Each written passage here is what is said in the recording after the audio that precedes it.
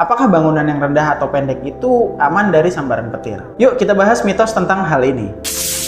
Sebelumnya, Mimin mau bahas dulu secara singkat tentang energi atau kekuatan dari sambaran petir. Jadi, dalam satu kali sambaran petir itu bisa menghasilkan tegangan lebih dari 100 juta volt dan juga arusnya mencapai 30.000 ampere. Itu setara dengan menyalakan lampu bohlam dengan tegangan 220 volt sebanyak 150 juta buah. Tapi sayangnya banyak orang yang menganggap bahwa cuma bangunan tinggi aja yang beresiko kesambar petir. Nah, jadi pertanyaannya, emang bener kalau gedung pendek atau rendah itu bakalan aman dari sambaran petir? Kita bahas soal mitos dan fakta yang benar soal bangunan rendah aman dari sambaran petir.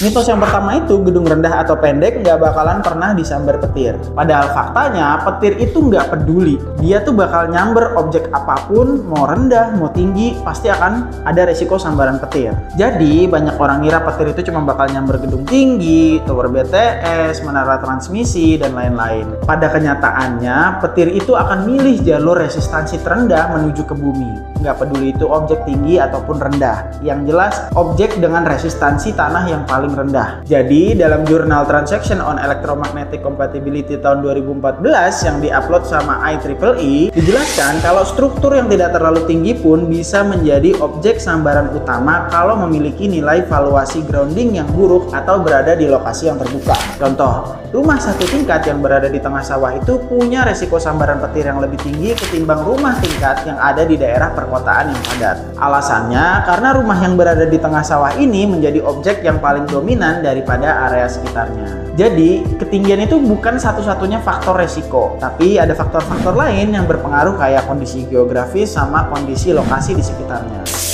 Kemudian mitos yang kedua, itu petir akan menyambar pohon atau tiang listrik duluan. Faktanya, petir itu bisa nyamber beberapa objek sekaligus, bukan satu-satu. Contoh, ada rumah yang di seberangnya ada pohon juga.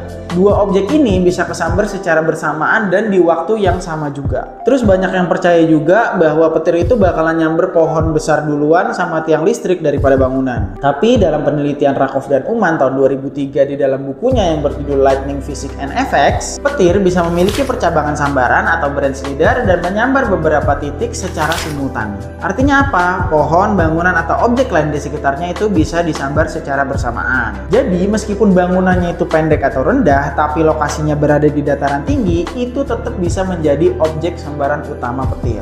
Intinya, petir itu nggak cuma milih satu objek doang, tapi bisa milih beberapa objek untuk jadi sambaran utama.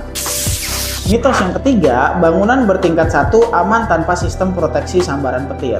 Faktanya, bangunan apapun itu butuh proteksi dari sambaran petir. Dalam standar internasional IEC 62305 menyatakan semua bangunan perlu dianalisis resiko sambaran petir, tidak peduli tinggi atau rendahnya bangunan tersebut. Nah, setelah resiko analisis sambaran petir tadi, barulah bisa ditentukan apakah bangunan ini butuh proteksi eksternal atau internal atau malah keduanya. Dalam studi National Lightning Safety Institute menyatakan bahwa 30% sambaran petir di Amerika Serikat justru malah menyambar bangunan non-komersial dan juga properti pribadi. Jadi jangan nggak peduli mentang-mentang bangunan kita pendek, bangunan kita nggak akan kesambar petir, karena semua bangunan punya resiko tersambar petir.